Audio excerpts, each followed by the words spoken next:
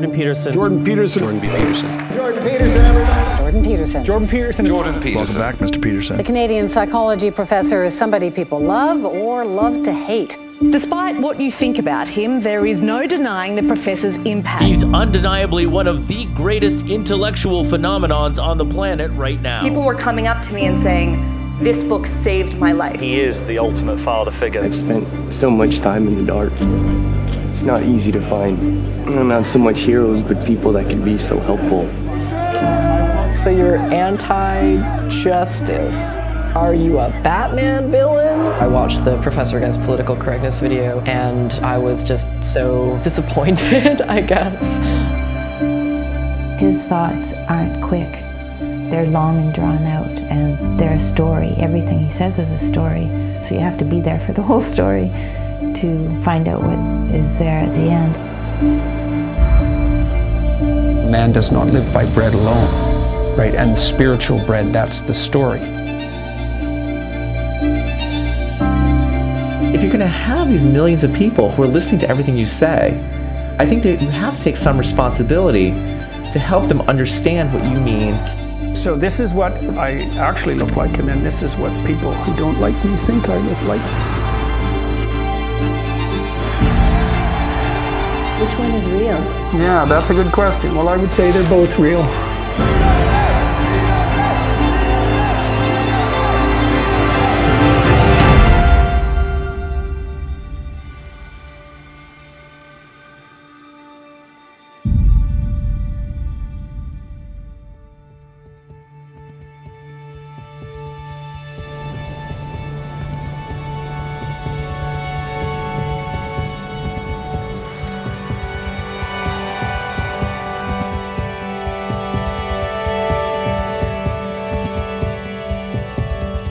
Yeah, and he sang at my mom's funeral.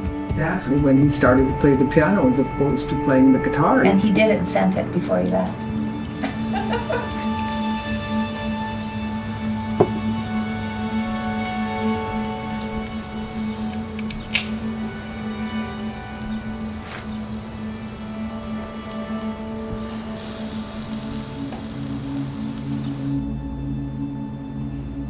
Just you It's answer. 1 to 5? Yes. Strongly agree is 5. Strongly disagree is 1. Okay. Okay. Seldom feel blue. See, that's the kind of question I don't know how to answer, because Just normally... guess, and then Mom and I will tell you if you're off. 5 is strongly agree? Yeah. 4. Avoid philosophical discussions. 1. Change my mood a lot. He is Gemini. I don't know, that's another one that's tough for me. What would you say? I'd say 1, but that's He wrong. changes his mood often. I'd say yes. Yeah, probably 4. You know, he can be Not a 5? deeply immersed on the telephone, and then all of a sudden he can say, "Where's my wallet?" and, Okay, 5. and then get out on the street and complain about the car. And Keep my emotions under control. 3. Okay. no way, that's Is that actually come what on, you Joy. think, though? Really? You have no idea how irritated I actually am. That's not the question. 1, Have apparently. you heard you yelling at a computer? Yeah. I rarely feel depressed. Well, when I'm not depressed, I don't feel depressed at all. But when I'm depressed, I feel depressed. That's another one I don't know how to answer. Love a good fight? You mean an argument? Yeah, conflict. 3 You love them more than me. They agitate the hell out of me, but I won't back away from 1. 3. Hard to get to know. 3. You went on TV talking about. What was the Well, question? that's different. What was the question? No, really. What was the question? Hard to get to know. Hard to get to know. Know how to captivate people. 5. Get deeply immersed in music. 5. Think quickly. 5. I'm not easily annoyed. 1. Thanks, Mom. Seek conflict. Seek it.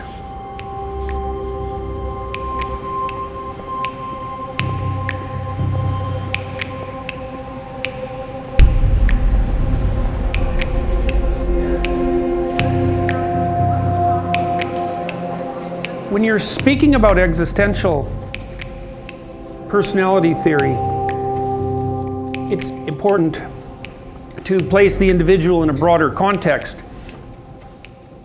Jung famously claimed that people didn't have ideas, that ideas had people. Politics was really something that had always been at the base of what he was worried about. Why do people fight wars, and why are people willing to sacrifice themselves? I've been studying authoritarianism for a very long time. It's been my life's work to inoculate people against ideological possession. It's the lesson that I try to teach people in my Maps of Meaning course. And then I've been keeping an eye on what's been going on with political correctness since the 1990s, when I was I taught at Harvard for 7 years. And there was a big resurgence of political correctness in the 1990s. But it sort of died off. But then something changed about 5 or 6 years ago. I noticed it in the speech codes and the sexual harassment codes and the idea of rape culture, and my graduate students' comments that they're nervous about teaching anything that has to do with gender or biology of gender because they're afraid of the potential kickback from students, or afraid of speaking out in public about their research on political psychology and personality.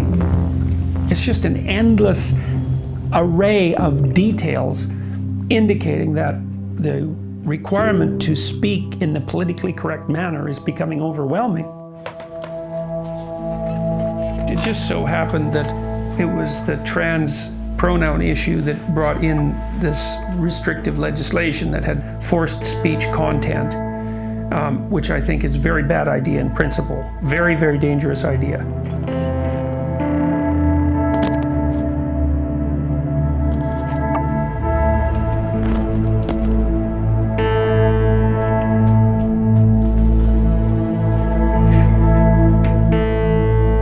I've entitled this talk, Professor Against Political Correctness. There are continually things happening in the universities and in the broader political world that make me very nervous. It's becoming increasingly difficult for professors and students to even say what they think. And I think that some of the things that I say in my lectures now might be sufficient for me to be brought before the Ontario Human Rights Commission under their amended hate speech laws. And that scares me as well. And it scares me that I think that because it sounds paranoid.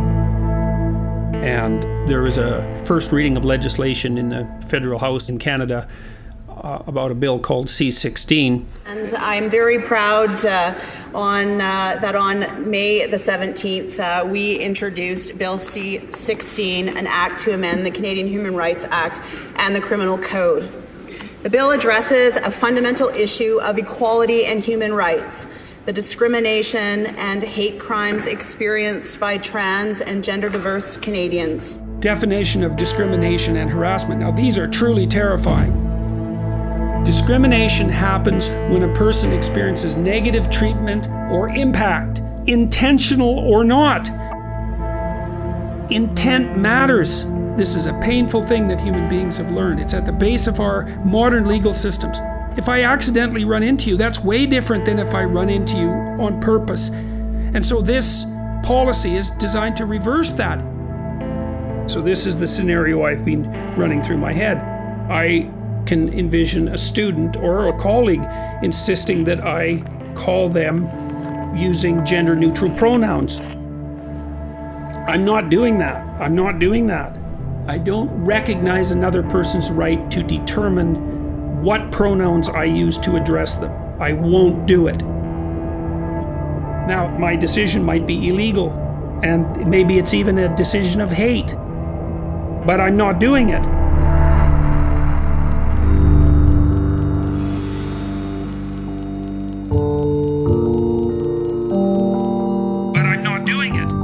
I watched the video and then was in danger of vomiting all over my keyboard.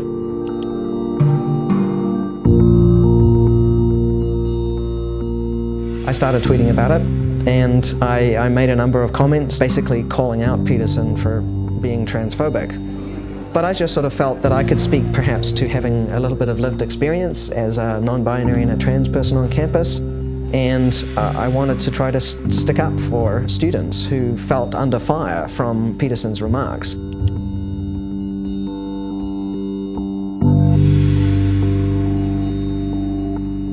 I wrote to someone in the administration and asking, gosh, what are we going to do about this? And it sort of snowballed from there. Why are you against the use of alternate pronouns? I'm against the use of legislation to determine what words that myself and other people are required to utter. Bill C-16 is actually not about cisgender people. It's about protections for transgender people. Peterson frames this as a free speech issue. Just because you can't speak exactly what you want to say, when you want to say it, where you want to say it, doesn't mean you get to throw a big tantrum. You've accused him of abusing students by not using the pronouns they want to be addressed by. That's how I see it, absolutely. That is tantamount to abuse in your view? Absolutely. Many global documents, many organizations. How about violence? Is it tantamount to violence? Yes, How about absolutely. hate speech? Is it tantamount to hate speech? Yes, of course, it's hate speech Fine, to tell someone that you won't refer to them. One of the things that I studied, for example, with regards to the way events went during the Holocaust, is that we went this far. It's like, okay, no problem. Well, then we went this far. That was okay, no problem. It's like, oh, it's okay. It's okay. We can do that. We can go that one step further. It's like, and the funny thing too is if you draw a line in the sand, which is what I did, all hell breaks loose. Because, well, why did you draw it there? That's arbitrary. It's like, yeah, there's an element of arbitrariness to it. That's why people won't draw the line, because they don't want to take the heat for the arbitrary element, the arbitrary nature of the act. Because whatever people happen to be directly affected by that arbitrary line, they come out and say, well, you're a horrible person. It's like, yeah, oh, well, no, but I get your point. There's a demonstration plan for tomorrow. They call it a rally and teach-in. So I'm going to have to make this very straightforward and simple. I don't disbelieve in the existence of non-binary people. Okay, do you want me to say that again? Obviously, people who don't fit into standard binary categories of sexual identity, however you decide to construe that, broadly or narrowly, obviously those people exist. I never said they didn't exist, so if you're going out tomorrow to this demonstration because you want to indicate your discomfort with my disbelief in the very existence of non-binary people, you might as well just stay home.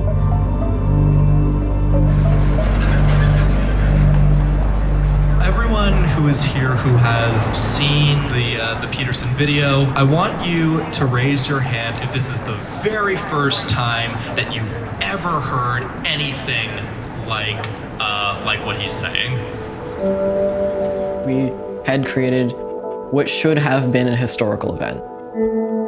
It may have been the only gathering of that type in Canadian history, of trans people in a public space gathering in a large number to go up to an open microphone and announce publicly their experiences. I don't think that's ever happened.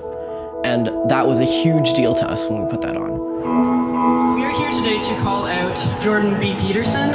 He feels that he has the authority to dictate the gender identities of his students, which we are here to say that he does not. Using preferred pronouns, I don't think is a debate. It's just being respectful. I attempted to kill myself 3 times last year. The result of the anxiety that comes from when you just decide to begin transition.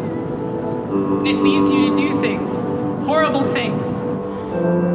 We'd also told media not to film trans people without their consent. The media was all very responsible with that and respected our wishes, but Rebel Media wouldn't, and they kept shoving their cameras in people's faces.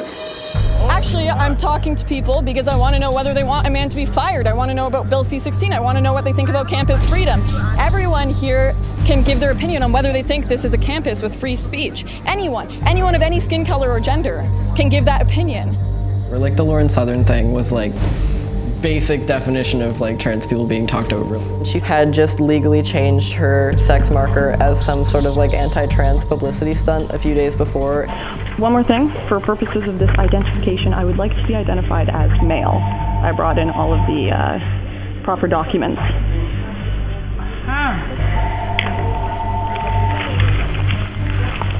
That's what you told me. One moment there. honestly didn't expect it to be that easy. Like, the people who were there were like raw that day, you know what I mean? Like, everyone who attended that rally was putting themselves in a very vulnerable position, and it was really just like being spat on.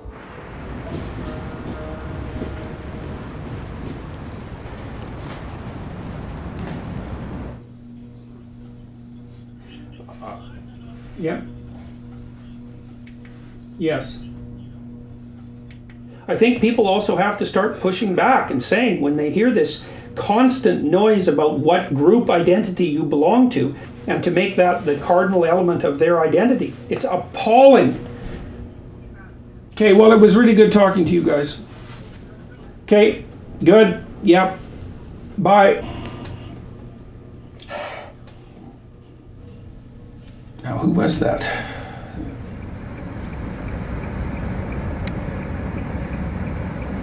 All right, we're recording? So anything I say now, you can put out in a tweet and ruin my career. Exactly. All right, I'm gonna be mindful of you, Marxists. I was one of Jordan's students when I was an undergrad at Harvard. He could be a pretty intimidating professor, but he was beloved. Say the aspect of people that's divine, theoretically, is the part that stands on the border between the unknown and the known, and it moves information from unexplored territory into explored territory, expanding the dominion of the group. That's anyways. Okay, who's this? One of the things I remember is that if any student had an objection to something, if it was clear it was from an ideological angle, whether left or right, he would just sort of scissor it. Like, if you're gonna ask something disingenuously that part of what you're asking is to get information or make a power play in the phrasing of the question, that's not gonna be tolerated in the kind of discourse of a classroom. For me, ideologies are the expression, in a sense, the verbal expression of the internal structures that regulate our emotions. Jordan and I have been in touch sort of increasingly as our lives have gone on. Actually, I think that was really worrying me, I guess I would say, because the last thing I want to do, well, I don't know if it's the last thing, but I don't want to get into political arguments, and I don't want to get stuck in a, you know... Well, you don't always lose. It's on this author. Yeah, well, I think you kind of lose every time you engage in a political argument. You know, the people that are putting the argument forward are possessed by one ideology, and when you discuss it in ideological terms and oppose it, that means you're immediately possessed by the opposing ideology. I don't want to be the mouthpiece of the opposite to neo-Marxism.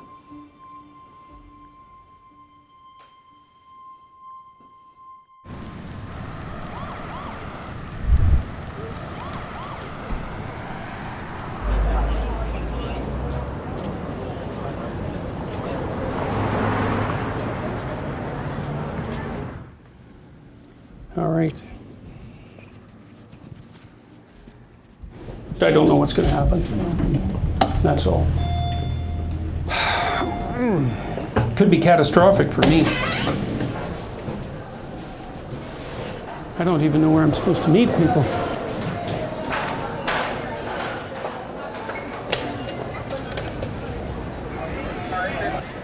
What you had to say was definitely needed. I think. Glad to hear it. I think there needs to be an open dialogue about God. It's a pleasure to finally meet you. How are you doing? I'm very good. I look forward to hearing you speak. Your video about your ID switch there got a lot of attention, eh? Yeah, about 200,000. The one covering the protest against you got over 100,000. Oh yeah? I don't know if you saw it, but they weren't allowing... You've made quite a splash with your video, your YouTube channel. When did you start it? Rebel, Ezra Levant started it about a year ago. A year? Yeah, a year ago. Yeah. I joined full-time a couple months ago. I just thought it was funny that they were like, you already talked to white straight guys, and then they put their hands to it. Well, they're screaming at people, laughing at people for being white. It was very sad. I love that it took an Asian guys. Well, it is pretty funny being white, you know. Now. Hello, good afternoon, U of T. Dr. Jordan Peterson will come out and speak after I do, and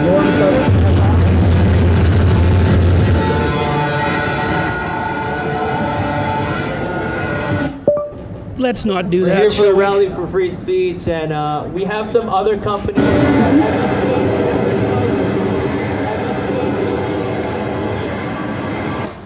Campus culture has been changing the last. Other people thought that the event was organized by straight white males who had bigoted opinions and just wanted to use freedom of speech as a shield for their ignorance.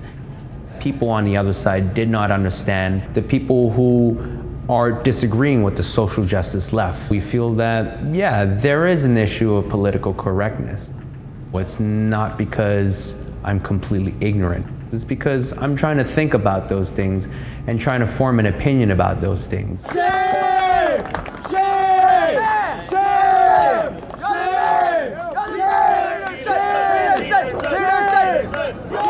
Shame!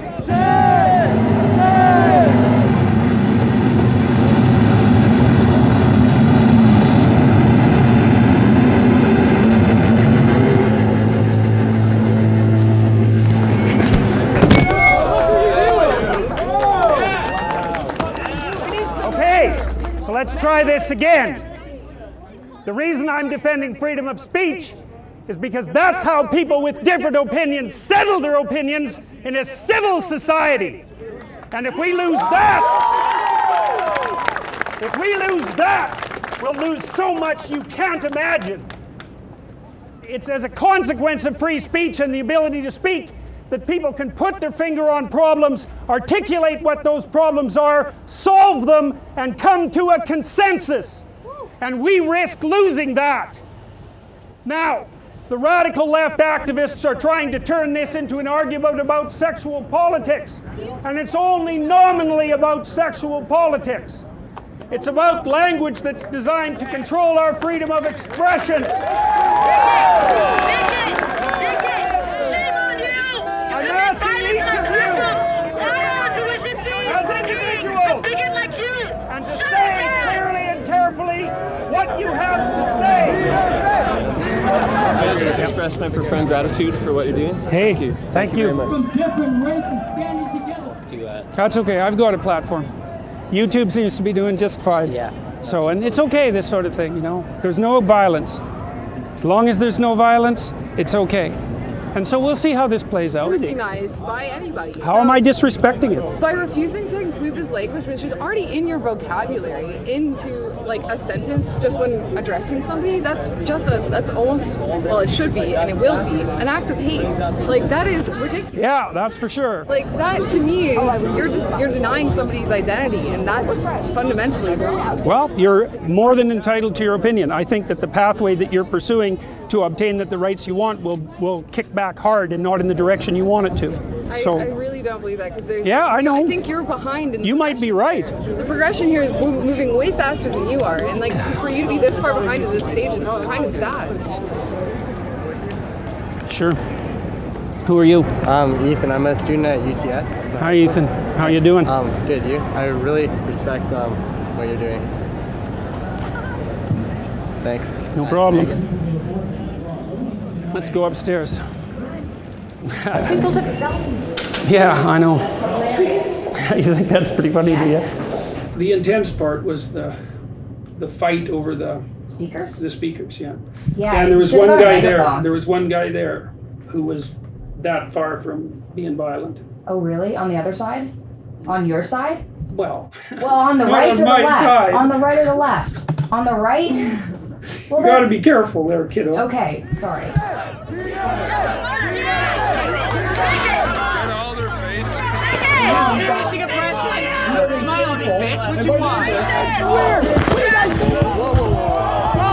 The Canadian psychology professor is somebody people love or love to hate.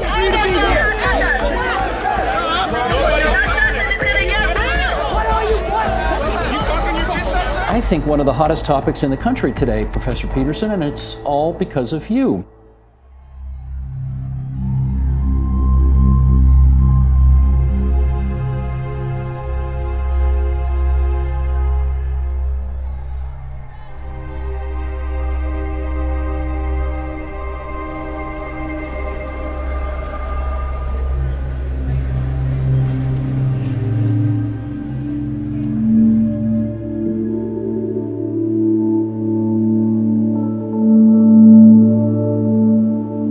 I've been doing specifically non-binary activism for about 4 years now, ever since I came out. That's mostly been like online, creating spaces, like resource collection, and creating education materials and making YouTube videos. My decision to not compromise my identity is very much a survival thing for me because of the level of like depression and mental health issues that were caused by me trying to exist as female.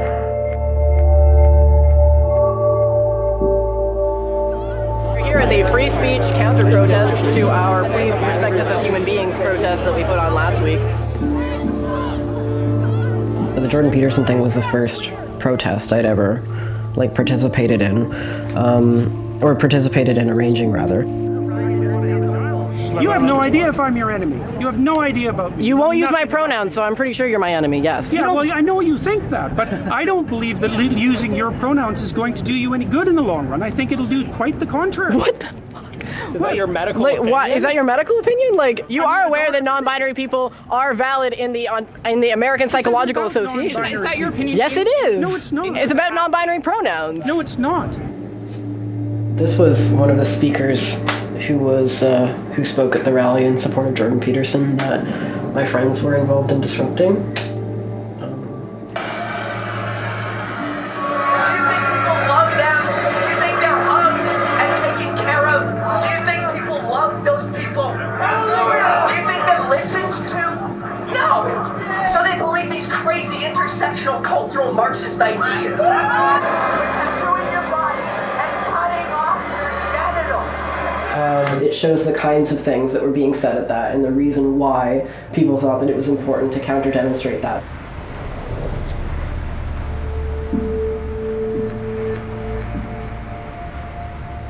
It's really difficult to separate the thing with Jordan Peterson from the Trump election. Because when I first got into it, I thought it was a blip. You know, and I thought it was just like, this is just some stupid thing that's happening and people think that, you know, people are getting overly confident because Trump's running for office. But once he loses, then things will just kind of go back to the way that they were before. Donald Trump wins the presidency. The business tycoon and TV personality capping his improbable political journey with an astounding upset victory. So the rallies happened in early October, and then Trump was elected in early November. And that really just, if Peterson was the spark, then the Trump election was like the fire that really like galvanized it. People who were on Peterson's side or whatever were like wearing MAGA hats and like saying all these kind of like Trumpist slogans. The groups of people who were supporting Peterson were going to be an ongoing political identity.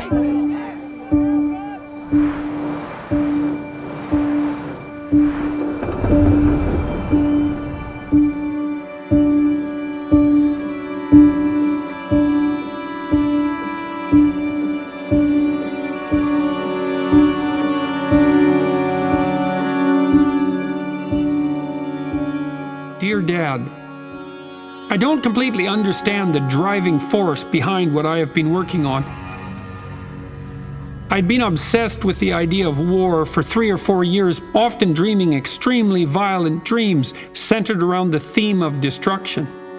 I believe now that my concern with death on a mass scale was intimately tied into my personal life.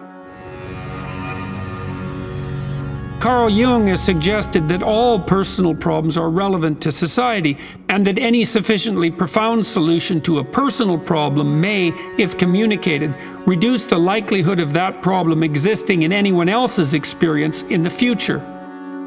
I had a notion that confronting what terrified me, what turned my dreams against me, could help me withstand that terrible thing.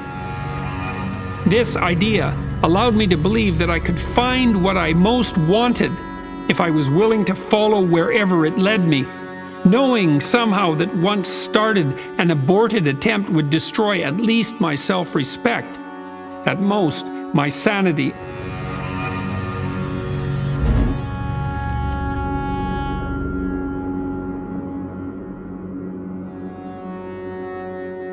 I knew that he had been bothered by bad dreams and was very conscientious about what was going on in the world.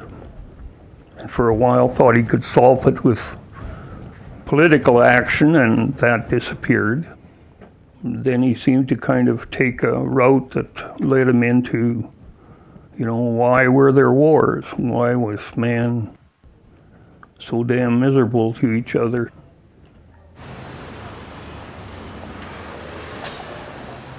My experience with students has been that none of them know anything about what happened as a consequence of the repression of the radical left in the 20th century. The reason that I believe that this is important in a personality class is because it's necessary to analyze the relationship between the psychological integrity of the individuals within a society and the propensity of that society to engage in, say, acts of mass atrocity. The Joe Rogan Experience. We have this class called Maps of Meaning, which concentrates on atrocity, basically, on Soviet atrocity and Nazi atrocity mostly.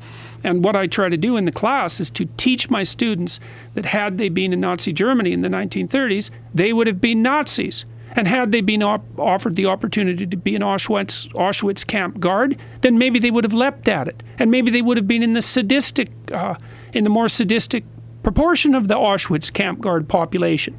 You think that makes you feel safe? It doesn't make you feel safe to know that Nazis were humans and you happen to be one of them.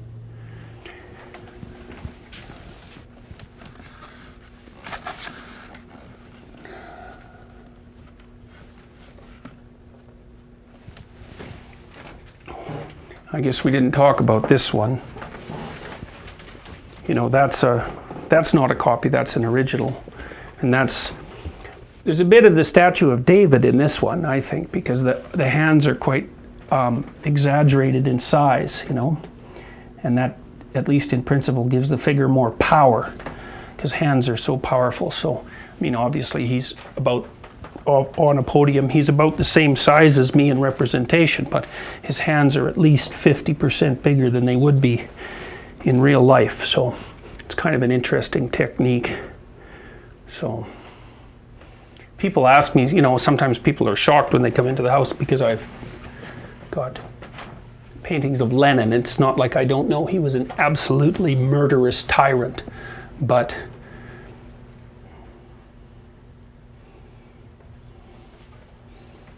I want to understand it. I think I scared my wife half to death when I was buying them, though, because you have to be pretty not easily worried to not be concerned if your husband goes and buys like 500 paintings, but she really likes art, so it wasn't that big a struggle. So we can go and look in the living room. There's good old Carl.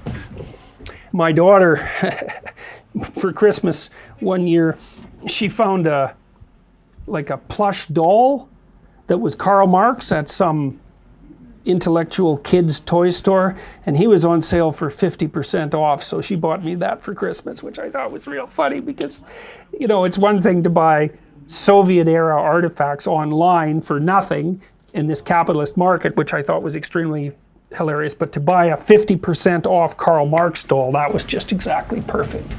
So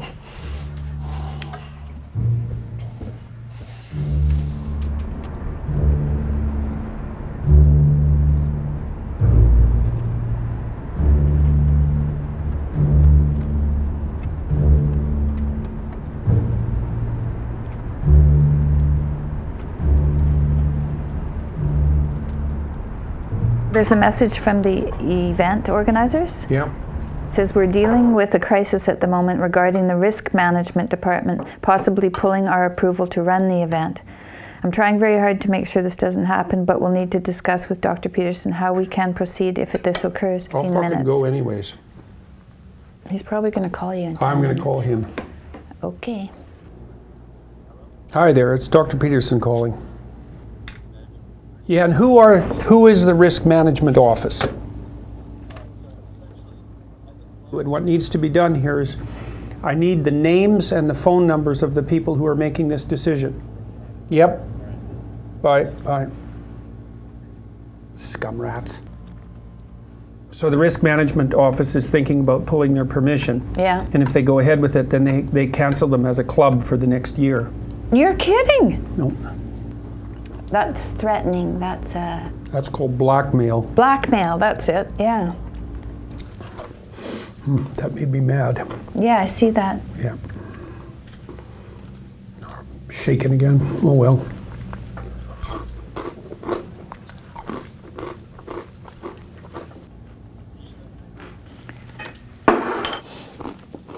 Did you want a drink of juice? Yeah. Thanks. Some tea would be nice. You're getting juice. Okay. Think it's safe to wear a tie? What, you think they'll strangle you with it? Yeah, sure.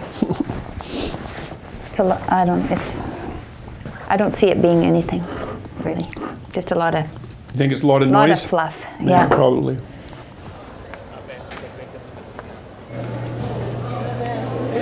Alright guys, listen up, listen. Security services is in this building. We've been working with them for a while. We have officers outside. So please, everyone, if we can be respectful, if we can Transphobic piece of shit! Transphobic piece of shit! Transphobic piece of shit! Transphobic, where we draw the line! This is where we draw the line! This is where we draw the line! This is where we draw the line! This is where we draw the line! This is where we draw the line! Let them speak! Let them speak! Let them speak! Let them speak! Let them speak! Let them speak! So I've received. Listen, you can honk that, but if you deafen me with it, I will take it away from you. You understand? If you want me to take that. Not kidding. Freedom of speech, it applies to air horns too. No, it doesn't apply to Yes, it deafening does. me. So I'm not kidding. I will take it. Your words don't hurt honk my me again. ears. My snowflake ears are hurt by your hard words. Campus security.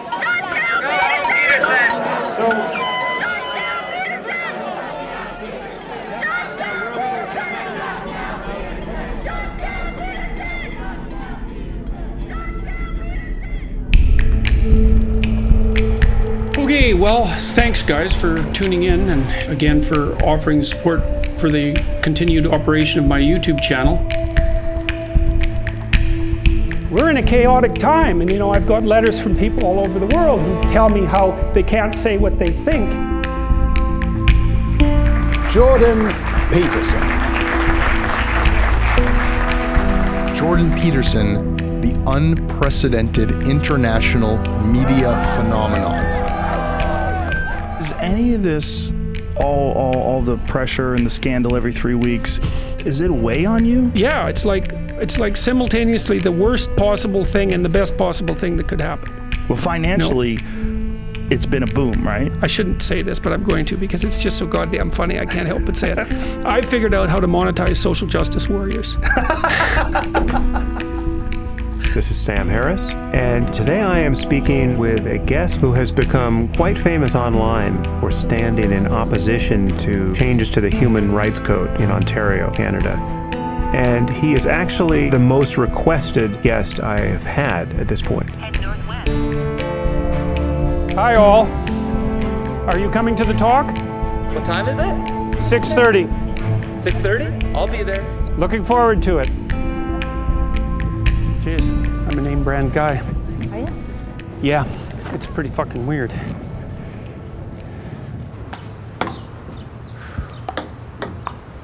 Oh, good bastard. 1810. 1811.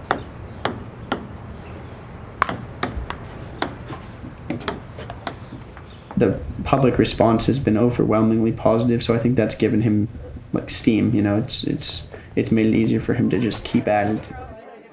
And I was really stressed at the beginning. That was a big decision for him to speak out. I would say that though a lot of the credit goes to Michaela, because Michaela helped him with his diet. This, as we shall discover, is kind of the family curse in the Peterson family, isn't it? You have had depression yourself. One of the family curses.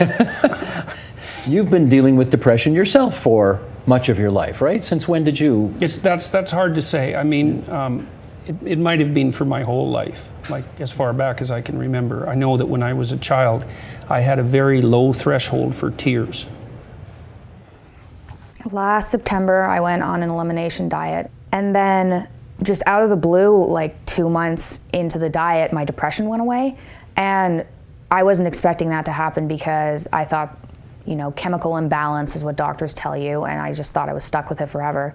I made a list of all the foods I knew didn't cause depression, and I told Dad that he had to do it, and he was like, well, that doesn't sound realistic, but I'll give it a try because it worked for you. I used to get up in the morning. I'd get up at 5:30, 6:30, 7, you know, sometime like that. I'd do some yoga, I'd have some tea, I'd read a book, I'd make some breakfast, I'd call Jordan. Then I'd call Jordan, and he couldn't get up. It was hard. And now, like, I wake up, oh, it's really early, and I sneak out of the room, and I sneak upstairs, and I'm being really quiet, and then I hear, Tammy, and I say, yeah, what time is it? It's 5:45. Oh, are you doing yoga? Yeah. Okay, I'll be right up. That never happened. In my 28 years of being married, that's never happened.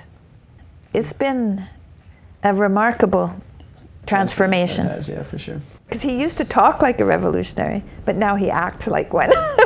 Yeah.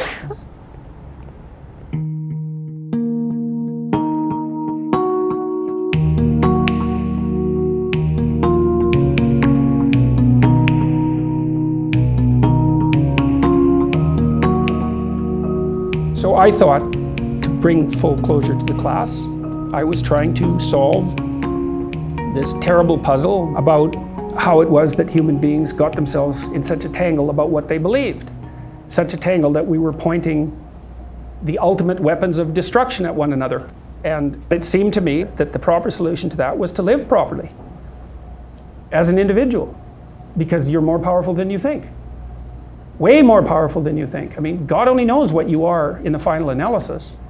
It's like, how far could you take that? If you stopped wasting time, and if you stopped lying, and if you oriented yourself to the highest possible good that you could conceive of, and you committed to that, how much good could you do?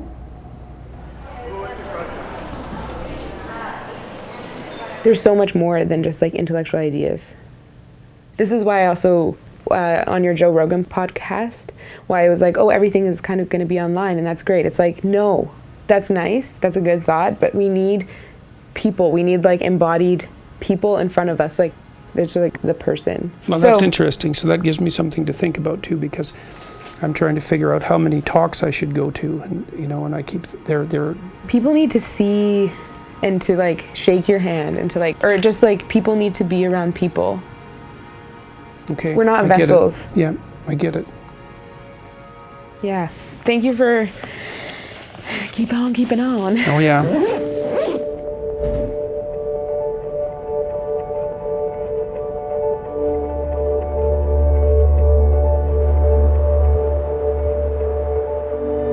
University of Toronto professor Jordan Peterson has become a true phenomenon. That's not an overstatement. His book, 12 Rules for Life, An Antidote to Chaos, may just be the biggest bestseller ever written by a Canadian author.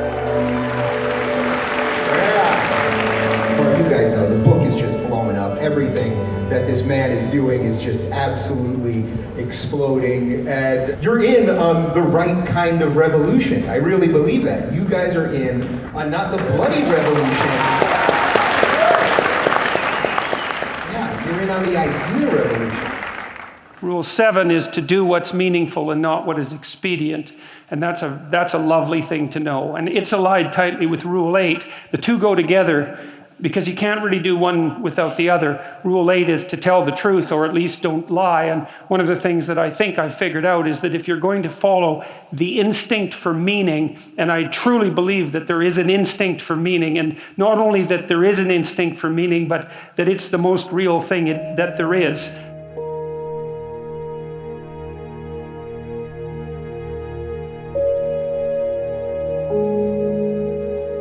I got a text from him, and then he was like, hey, Jordan Peterson's coming to talk. You want to go see him? I was like, yeah, let's go do that.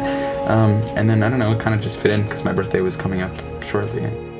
It's easy to go down the path of just I'm good enough, I don't need to improve from here. And I think hearing him just saying that you owe it to yourself, you owe it to people in your community, that you do need to clean up your room, get your stuff together, and make your community a better place it's an important thing to be said in a time where I don't think it's said nearly as much. Up until I had seen him, I was sort of drifting around, I would say. I was spending a lot of time just doing things that are inconsequential and a bit unproductive. After following him and really learning about how to act in the world is what I would say he taught me to do. And I just became a lot more aware of all the things that I needed to change. Here's the book. I've reread it multiple times and reread specific passages of it multiple times because because this is sort of an iteration of his entire method. After you follow him this much, he sort of becomes like a legendary figure in your mind, while also retaining an incredibly maybe just me. I'm speaking. I can speak only for myself. I mean, legendary. Yeah. I may be going too far. Do I do that, guys? I can't really judge it by myself. It's understandable if you hold a high opinion of someone, and then you don't really you can't really talk about a lot of this stuff at school, especially we're at an arts school. You can't talk about a lot of this stuff. So when you finally talk about someone you have a high opinion of, you can go further than you actually feel. Yeah, and I agree. I have been doing that a little bit, but I don't think I'm going that far. Yeah. I mean, he's had a huge effect, and I really don't want to understate that. Yeah, I don't know. Yeah, one big question, one question, and that's it. Ladies and gentlemen, Dr. Jordan Peterson.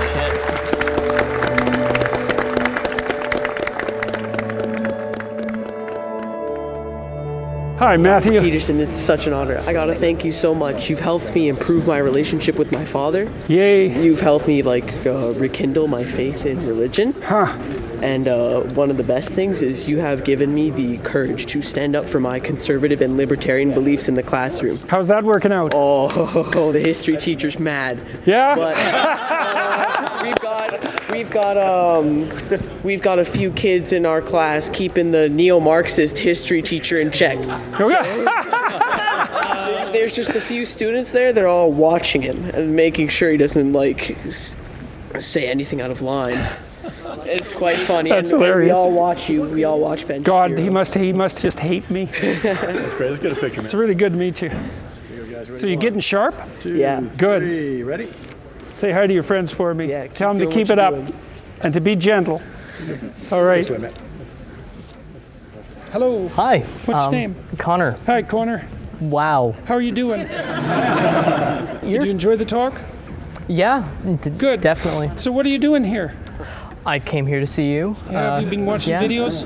Yeah, since 2016. You were a lot taller than I expected. I can't even stand up straight. Shoulders back. Right. All right. Okay. Very nice. Good to meet you, man. I'm glad you came. 1, 2, 3. Yeah, Nice this to is see so you fantastic. We get ready. 1, 2, 3. My name's Anthony. I Hi, just want to Anthony. say thanks for everything. No problem, man. You've done so much for me, and I really, really appreciate it. Great, man. I'm thrilled to hear it. You bet. Thank you. You bet, man. Just meeting him, a lot of emotions came over me because I've spent so much time in the dark and in bad places mentally that it's not easy to find, not so much heroes, but people that could be so helpful for you in your life. You bet, man. Thank you. It's a pleasure to meet you. See ya. Hi. Hey, mate. Go ahead. I was after my talk. It's overwhelming.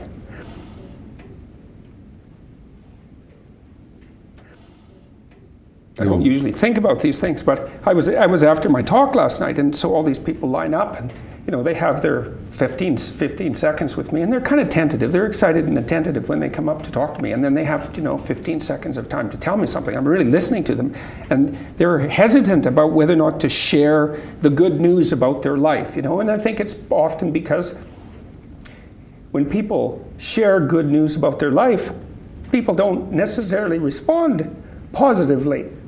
They don't get encouragement. And people need so little encouragement. It's just unbelievable. The truth is something that burns. It burns off dead wood. And people don't like having their dead wood burnt off. Keep talking, bucko. Sort yourself out. The more responsibility you take on, the more meaning your life has. I've been telling people online in various ways and in lectures that they should start fixing up the world by cleaning up their room. So imagine you're dealing with someone who's hoarding. There's like 10,000 things in their house. There's maybe 100 boxes, and you open up a box, and in the box there's some pens and some old passports and some checks and their collection of silver dollars, and there's boxes and boxes and boxes. It's absolute chaos in there. Absolute chaos, not order, chaos. And then you think, is that their house or is that their being? Is that their mind? And the answer is, there's no difference. There's no difference. So, you know, I could say, well, if you want to organize your psyche, you could start by organizing your room.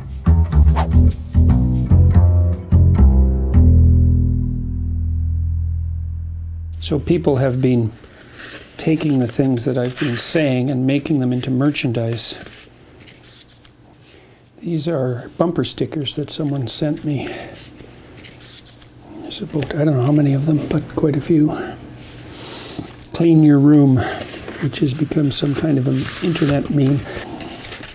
You'd be horrified to see this room. This is the only room in the house that's messy. I can't really keep up with everything. That'll teach me to be mouthy about cleaning up your room.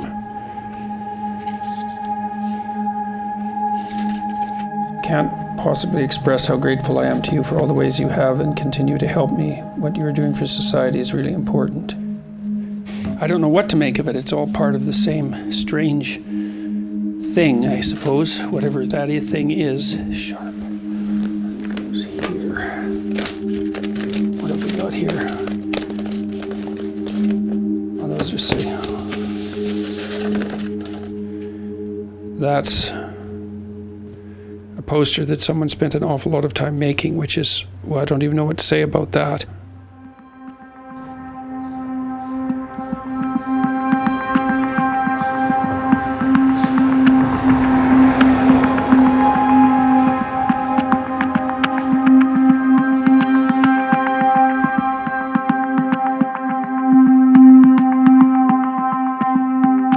I first got to know Jordan when he applied for a job in psychology at the University of Toronto. That was about 20 years ago. After he was hired, I think he was a good hire. I mean, I remained his strong advocate for many years.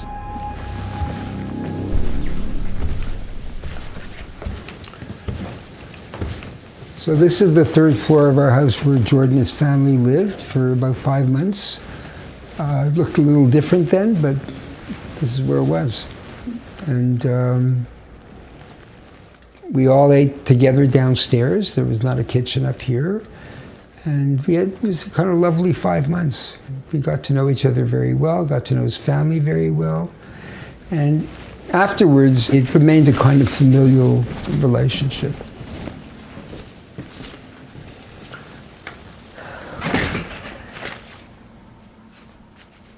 I didn't write this article to persuade Jordan of anything. I wrote this because I thought that there are people out there who should know what's going on.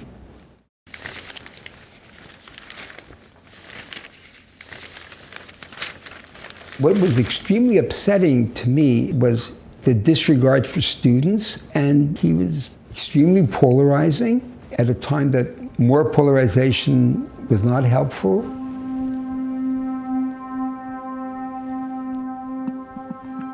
Well, it caused grief, I would say, is the right way of thinking about it. I regard Bernie as a friend, and he had been a very good friend to me in all sorts of ways and to my family. So it came out of the blue. That was the other thing. It was a real surprise. And I was surprised that we hadn't discussed any of this. I called him and I said, you know, I'm really upset with what you're doing. I find it really, I was having a blood pressure problem. I said, I don't want to talk about this, but I want you to know that and I said all these things. He called 8 o'clock the next morning. Bernie, we have to talk. So we're talking. He says, I know this is a sensitive issue in your family. It's not. I have a trans daughter, but Jade's doing extremely well. And I start saying, no, what bothers me, and I'm about to repeat what I had written, and he interrupts me and he says, Bernie, you don't understand. I'm willing to give up everything because I really believe this. I'm willing to give up my job. I'm willing to give up, I don't remember what else he put on the line, because I believe it. And then he says, and Bernie, Tammy, that's his wife, had a dream. He said, okay, what was the dream? And sometimes your dreams are prophetic. What was the dream? She dreamed it was 5 minutes to midnight. The end of the world. And Jordan is there to save us from that. And I know Jordan pretty well by now, and I'm saying, okay, Jordan, there's really nothing to talk about. And I hung up. So it is true that he did call me a number of times since then, many times, and I did not return the calls because he was on a roll. I was watching what he was doing. I thought he was getting nastier, angrier, and I saw there was no reason to talk because I knew there was no access to Jordan except to say, Jordan, you're doing a great thing, and I believe what you're doing. I did not do this lightly. It's not something I would have liked to do. And it's only the fact that so many people, I'm getting these emails from people saying they're glad that I wrote it, that makes me feel, okay, it was the right thing to do. I'm one of those female academics you refer to. I don't have tenure, and I've completed my PhD late in life. My university has become polarized around the issues that Peterson speaks about. To express any opinion on Peterson's theories places one firmly in a for or anti-camp. There is no reason to critique camp. So like a true coward, I watch what I say, and I stew in silence. I think that to some degree, that it's true that I'm a polarizing figure. I'm a polarizing figure because I'm adamantly opposed to the collectivist notions of people on the left and the right. And that produces a certain amount of polarization. But I don't think that can be laid at my feet. I think it's part and parcel of the fact that we're in polarized times, and I've done what I can when I thought it was necessary to pull that polarization back. What I worry about is the preacher-like quality of his. He's been interested in the authoritarian personality. He's been fascinated by the horrible people in history. His house is filled with Stalinist art. He says to remind him about the awful things of that culture. And he has a number of YouTubes in which he describes how they operate. And he was doing exactly the same thing. I spent a lot of time thinking about Hitler, and I was thinking, well, how do you get into a state like that, you know? And you think, well, he's a dictator and he led his people down a bad path. It's like, that's not right. That is not what happened.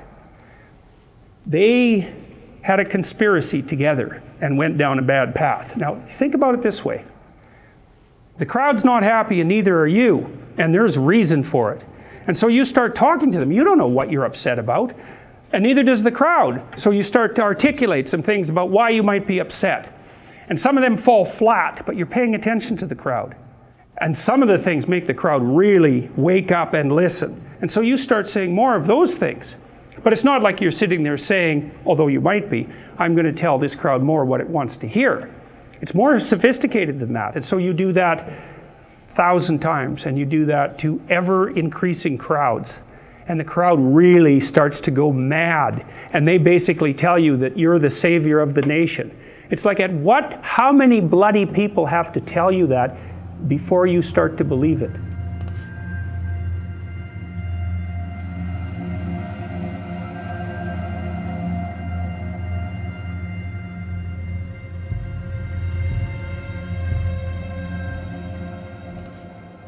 Franklin says, fans are cancer for the authentic individual.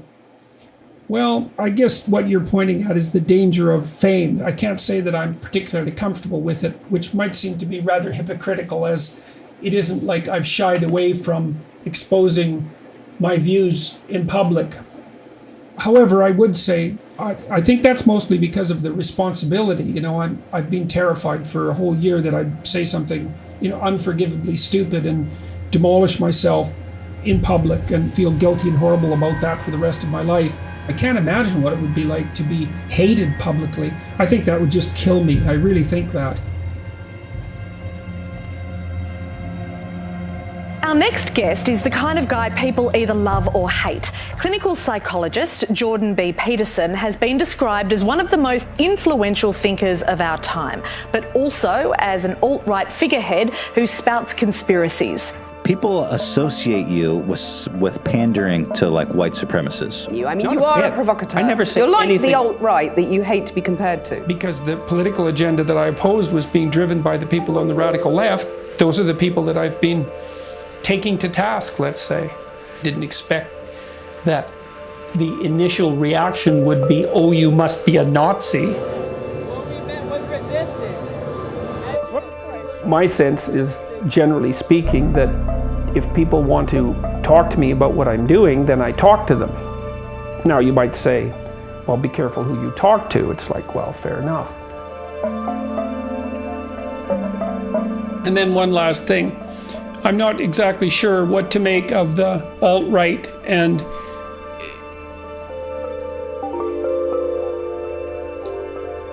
then one last thing. I'm not sure what. And then one last thing. I'm not sure how to understand the alt-right or to characterize it or even to know what to think about its hypothetical existence or my association with it. But I can tell you that I'm not in favor of people banding together in ideological groups, and instead would much rather see people live fundamentally productive and meaningful and honest individual lives, and in that manner be a light unto their neighbors, so to speak. So I would encourage those of you who are considering yourself, say on the alt-right for that matter, as well as on the radical left, to transcend your dangerous and impersonal ideological identification and start to live as true individuals in the world. That's what I think, and I hope that I've been communicating that, and if I haven't, well, I apologize, because that's what I've been trying to do.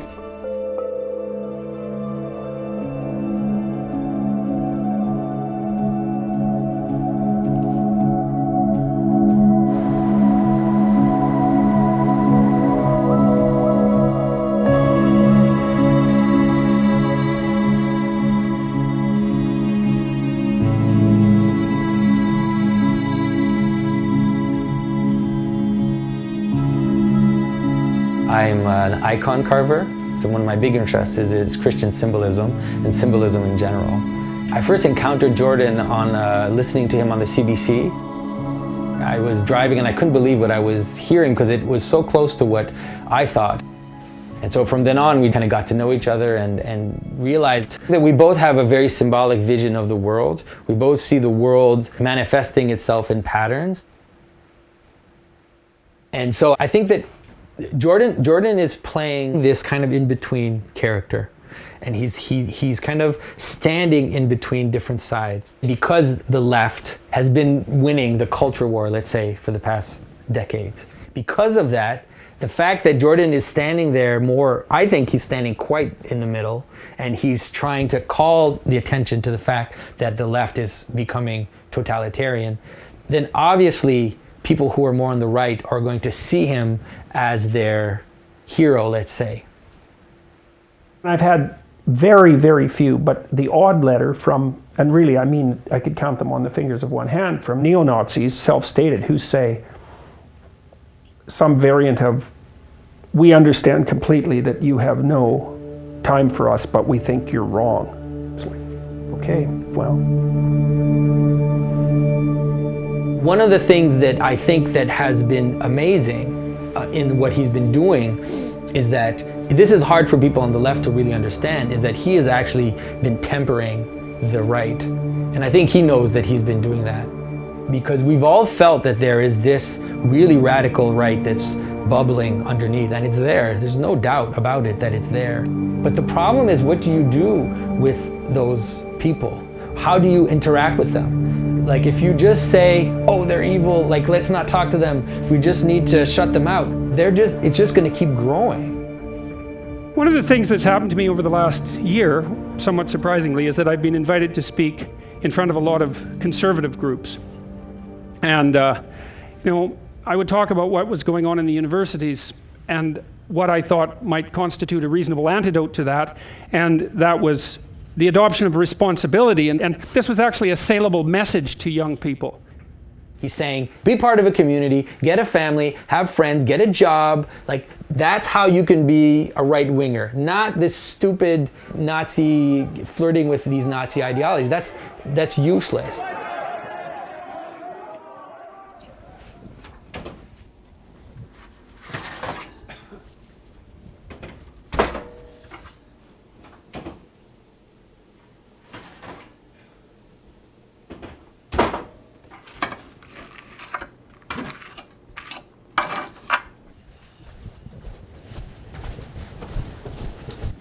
Shit.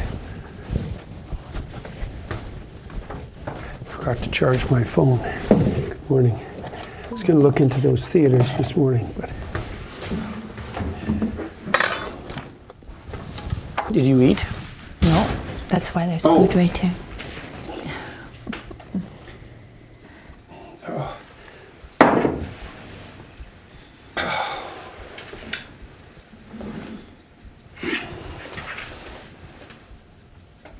You haven't been getting up and doing yoga with me? Got a tight muscle.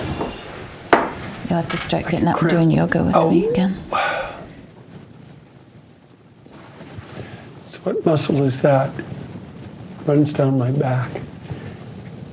It's probably levator scapula, because when you look at the screen, you always put your chin forward, which makes it spasm. That seems stupid. Yeah, it does, doesn't it? But I think everybody does it. Thanks. You're welcome. Alexa, what's my schedule?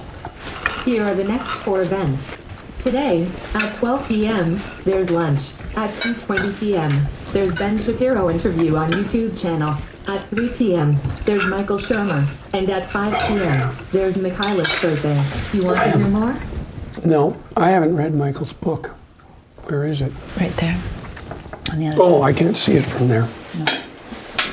I gotta read that today.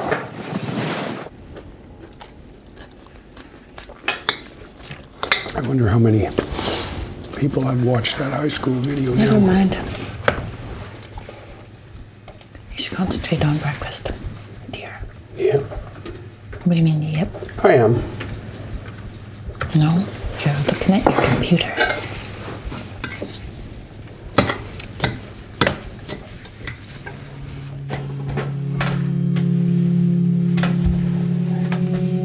See him. Okay, he's here.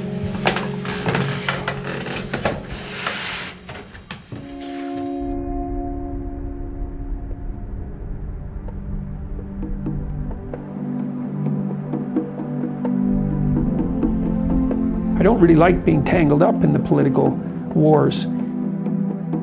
The political is interfering with the philosophical and psychological realm. That's my sense. And so that's why I got embroiled in political conflict with regards to Bill C-16. The way forward through the ideological idiocy is to strengthen the individual. And so I think when I deviate from that, it's an error. It's not necessarily an avoidable error at the moment.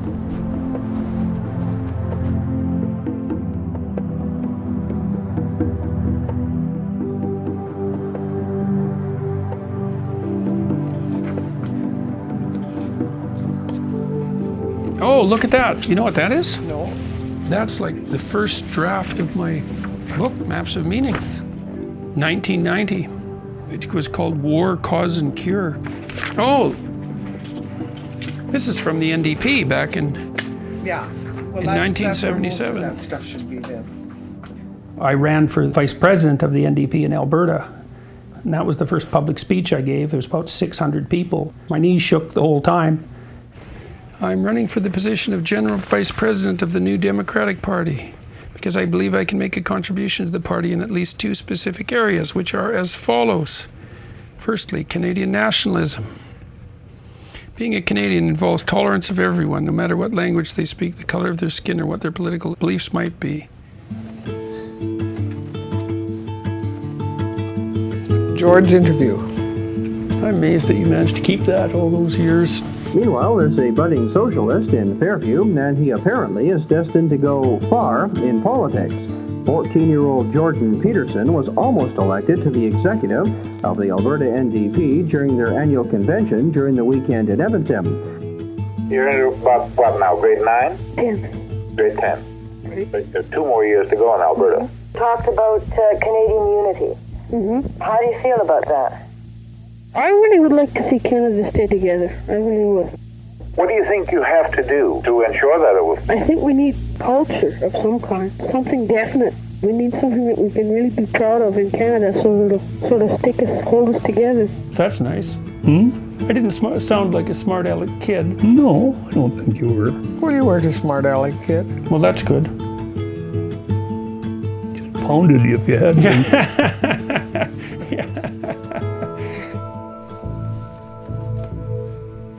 The party operatives, I didn't like them when I was 16. I could tell already that most of them were driven by resentment, and that's when I read George Orwell, and he said, well, the middle-class socialist types generally don't like the poor, they just hate the rich. And I thought, oh yeah, that's it. He put his finger right on that problem. The earliest political memory I have, it was when Robert Kennedy was shot. I don't know how old I was, probably 4 or 5. And I watched his funeral and I thought, I'm going to have a funeral like that. What made you think you would have a funeral? I have no idea. I have no idea why I thought that. What struck you about the funeral?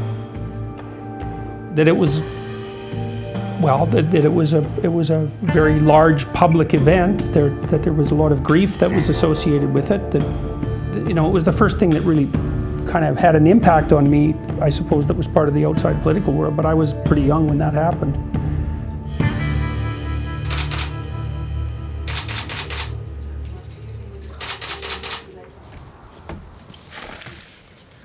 Hello?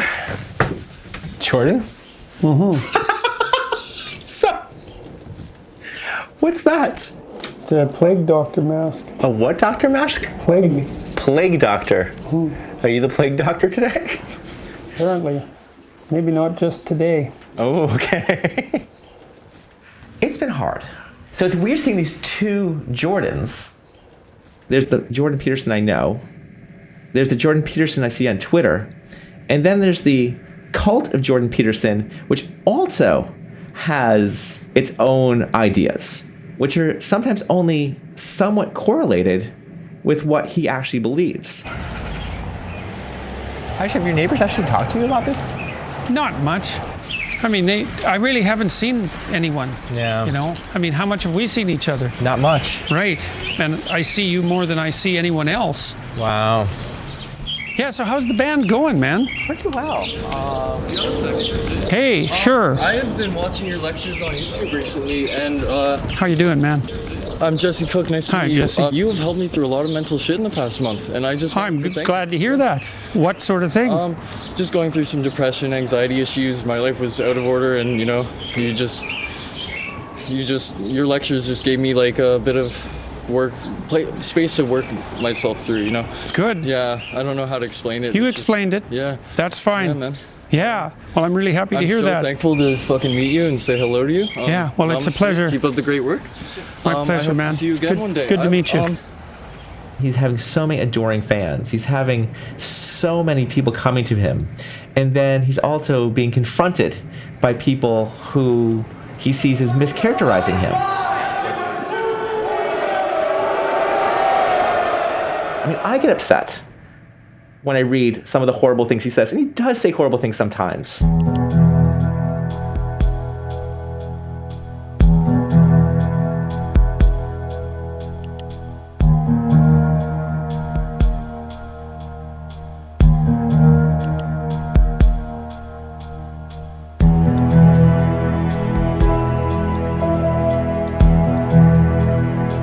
think he doesn't see that when he's fighting this battle, he's actually falling victim to the exact same things that he's accusing them of. Like for a while, one of the things I proposed in Canada was that the Conservatives in particular cut the university funding by 25% so that the universities would have to sort themselves out. But then that was a provocative claim, obviously. But then I thought, well, that's not a good idea because it opens up the door to political interference in the academy, and that's bad. That's conservative and left. Right. No, that's right. Like convince people to shut down the women's studies departments or the SJWs. That's not opening up the dialogue. It's a derogatory term about a group of people. When you take that approach, you invalidate the other person entirely. You call them hysterical. You call them ideologically possessed. That closes any type of communication. And I think it actually undermines his message. Does it bother you that your audience is predominantly male? Isn't that a bit divisive? No, I don't think so. I mean, it's no more divisive than the fact that YouTube is primarily male and Tumblr is primarily female. Isn't it? Tumblr is primarily female. Do you think men and women can work in the workplace together? I don't know. Without sexual harassment? We'll see. We don't know what the rules are. Like what? Here's a rule. How about no makeup in the workplace? How about high heels? What are they for? What about high heels? What about them? They're there to exaggerate sexual attractiveness. That's what high heels do. Now, I'm not saying that people shouldn't use sexual displays in the workplace. I'm not saying that. But I am saying that that is what they're doing, and that is what they're doing. Do you feel like a serious woman who does not want sexual harassment in the workplace, do you feel like if she wears makeup in the workplace, that she is somewhat being critical? Yeah. Okay. I do think that. When you say these kind of things, a woman may think that, oh, then I might be responsible for what this guy at the office said to me because, yeah, I was wearing makeup. So then I'm the one to be blamed. That wasn't the point I was making. No, but do you understand that for a woman watching this and who is a victim of sexual harassment in the workplace, I don't things care like about that. You don't care about what she may feel after she hears you? No, I don't care. I really don't care particularly what people feel about facts. I thought we were talking about masculinity. We are. No, we're not. Yes, we are. Basically what you've been trying to do, I would say for the last 15 minutes, is put me into a sequence of corners by accusing me of various forms of misbehavior. It's funny, I think that when I read these articles, almost none of them have to do with my experience with Jordan. Right? They're either these articles about how he's the savior of all the young men, who's fighting the evil oppressors that are about to take over the world, or he is this evil white supremacist Nazi who is trying to destroy everything that's good about the world. The professor who says equal pay for women really, is that what we want to do? Is a load of rubbish. These differences between men and women, they're not going away. Oh my God. You have to travel a long way to find true... Like, he doesn't believe anything the way that it was framed there. He's just a guy trying to figure out the world in a sense. I know that he thinks about things very deeply. He doesn't like to admit it, but he's a very agreeable, compassionate person under the gruff exterior. And I think he's at best when he's helping people find personal meaning. You know, that is the antidote to extremism.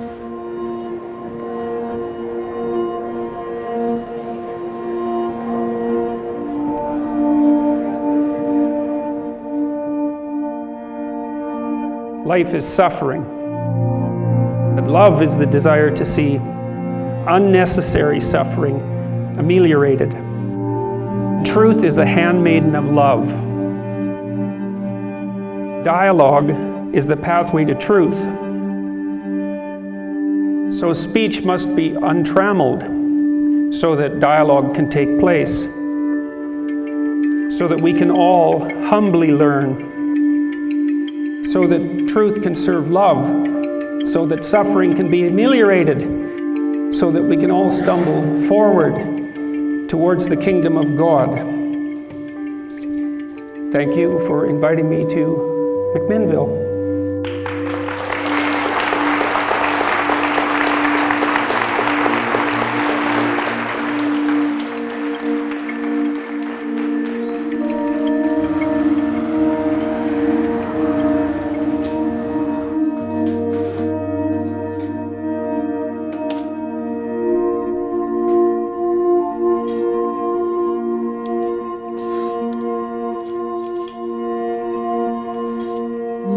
first met him, I kind of met him in the neighborhood. He looked a lot different as a little kid, but he had the intensity that he's always had.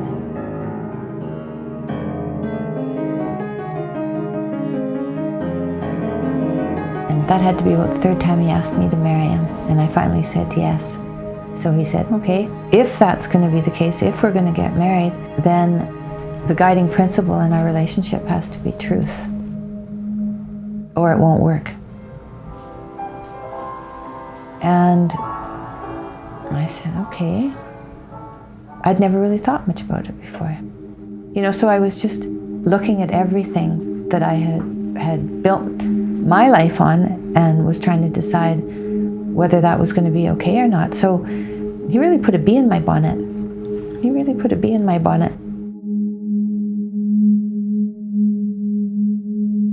Because when you first get together, or at least when we first got together, there was lots of old family things to have to unpack, and Jordan was relentless in unpacking those things. Say somebody was coming over for dinner, that used to make me very anxious. And Jordan would, you know, well, that'd be a question for him. Why was I having trouble with this? And then he wouldn't let it go. He wouldn't let it go. We'd have to get to the bottom of it. We'd have to figure it out because we didn't want to have this argument again. Over probably the first year or two we were married, oh man, we went through so many conversations, 3-day-long sometimes conversations about unpacking old generational habits and behaviors and beliefs and things to become more clear with each other about where we stood, and so that we could be standing together. Like at every step of the way, George was trying to help to keep the communication going and to keep the road smooth for all of us. And that was very, very helpful, but very, very difficult conversations. And it worked. It really did.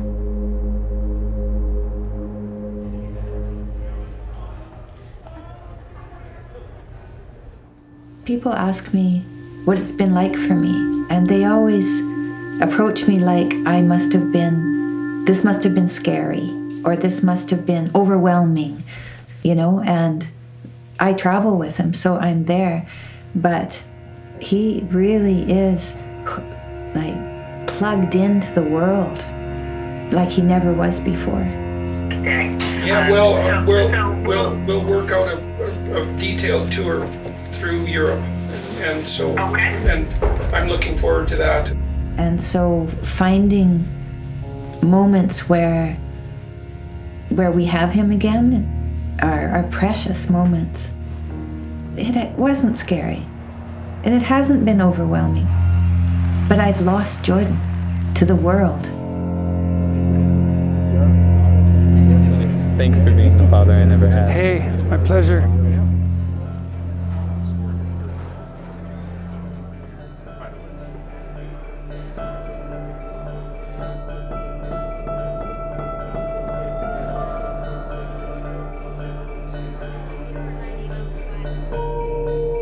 The best story isn't in the realm of identity politics. It isn't, well, the left has the best story or the right has the best story. It's that whole level of analysis isn't the right story. And the story that I'm telling people is that their lives matter more than they think, more than they want them to even, and that their ethical decisions determine the direction of the world.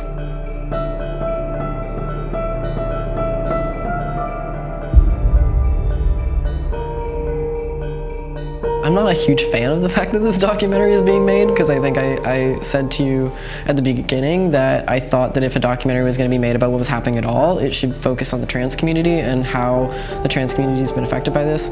I thought that positioning it through a focus on Jordan Peterson was just going to contribute to his, you know, notoriety, or him building up some anti-hero identity for himself. Watching how the things have developed, and he's stayed in the news and people still talk about him, You know, he's advising candidates for the conservative party and just getting way more distance off that controversy that he started than anyone who was opposed to him did. And what I've increasingly realized is something like the best story will win. I hope that what I'm doing is telling the best story. And I think if it doesn't win, then something that is really not good wins instead. And I'm not comfortable with that as an alternative outcome.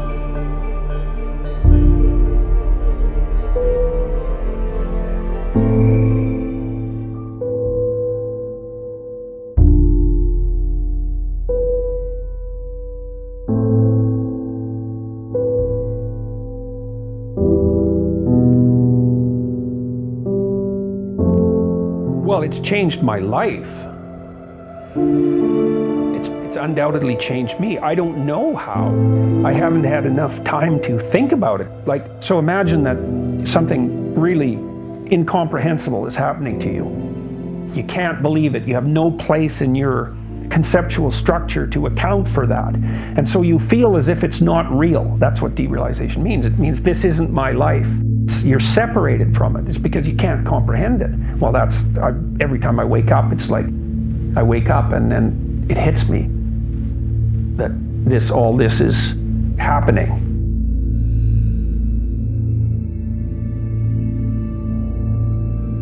All right, I am truly thrilled to bring this man up here. He is at the center, right in the center, not just the center. He is at the center of the center. Here, we can do this. Are we recording again? So this is what I actually look like, and then this is what people who don't like me think I look like. So, yes. And he's become a good friend of mine, and I'm thrilled and honored to bring up Dr. Jordan Peterson, everybody.